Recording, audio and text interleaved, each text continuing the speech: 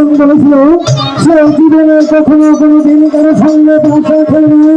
সেই কথাগুলোকে বিশ্বাস করে আমি একে একে 3টি বার যদি চলেছি, আমি 3টি বার হয়ে গেছি।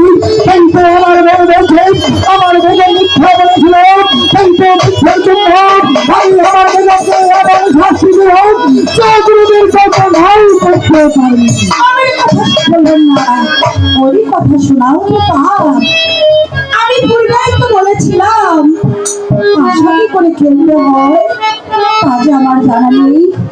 তাই তো আপনি যখন বাসার দান চেয়েছিলেন আমি যে শুধু মনোযোগ দিয়ে আপনার বাসার গুটিটা দেখেছি, হয়তো এত করে 3টি দাঁড়িয়ে আমি জিতে গিয়েছি। বেগম, আমার জীবনে কখনো কোনোদিন খেলার প্রতিযোগিতায় অংশগ্রহণ করে আমি পরাজিত হইনি।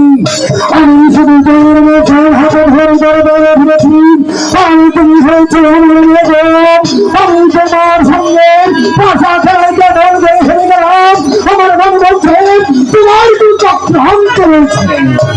আমি একবারই তো বললাম আমি যে শুধু আপনার বাসার দান দেখেছি, তাই তো এক এক করে আমি 3টি দানই জিতে গিয়েছি। বেগম, তাহলে তুমি শুধু একটি কথা বলবে, আমি যখন পাশা খেলায় লিপ্ত ছিলাম তুমি কি এদিক ওদিক কোনো দিক লক্ষ্য করেছে? কেন আমি হয়েছি এই রাজ্যের বেগম, আমি শুধু আপনার সঙ্গে পাশাই করিনি, এদিক ওদিক চারিদিকে লক্ষ্য রেখেছি। বেগম, তাহলে তুমি শুধু বলবে আমার এই পুষ্প বাগিচা হইতে আমার এই পুষ্প বাগিচায় কিশোর সাধারণ রয়েছে সেটা কি একটি চিকার ছাড়ান বেগম। আমাদের এই পুষ্পের বাগান হতে এই পুষ্পের বাগানে একটি চিরাল ছাড়া পড়েছে। আমি সজলকে দেখেছি আমার নয়ন কখনো আমাকে ফাঁকি দিতে পারলাম। আমি দেখেছি আমার এই পুষ্প বাগিচা হইতে আমার এই পুষ্প বাগিচায় একটি আপনি যখন পাশারি করতে আমার কাছে হেরে গিয়েছেন, তাই তো একটি সত্য কথাকে আপনি মিথ্যে করে দিচ্ছেন। এখন আমার জীবনে যে দিন হতে আমি আহলে বায়তের অন্তর্ভুক্ত হয়েছি সেদিন থেকে আমার এই প্রাণীজনের মিথ্যা বলি আমি বিচারকের আসরে বলছেন আমি কখনো কোনোদিন অন্যায়কে প্রশ্রয় দেবি। আমি ন্যায়ের পথের হাতিয়ার, আমি ন্যায়ের পথে চলছি, আমি ন্যায়ের পথেই চলব। তাই তো দেখো আর যদি তোমার সঙ্গে আমার অঙ্গীকার করতে হয় আমি তোমার সঙ্গে অঙ্গীকার করবো, তাতে আমার যদি ভালো থাকবে না। আর যদি একটি সত্য কথার জন্য আপনি এত বড় ত্যাগ স্বীকার করতে পারেন, আমি কেন পারবো না? আমি হয়েছি এই রাজ্যের বেগম।